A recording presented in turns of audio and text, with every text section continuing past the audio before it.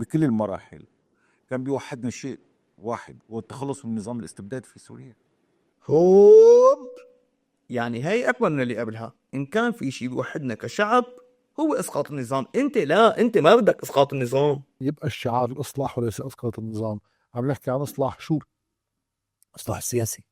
شفت يا حبوب، أنت يا أكابر يا متعلم يا مثقف، أنت بدك إصلاح النظام الطائفي العلوي اللي كان توريث، واللي أنت كنت من الناس اللي أيدت بشار الأسد وحافظ الأسد ولهلأ بتقول عنهم رؤساء. أنا برأيي لا تحكي بالسياسة بنوب. بلا هي التعليقات الذكية جدا، انه انت فنان شو دخلك بالسياسة.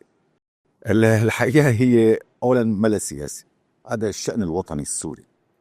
هلا لو حكى علي ما بزعل، بس تحكي على التعليقات تبع المتابعين تبعي ما بسمح لك.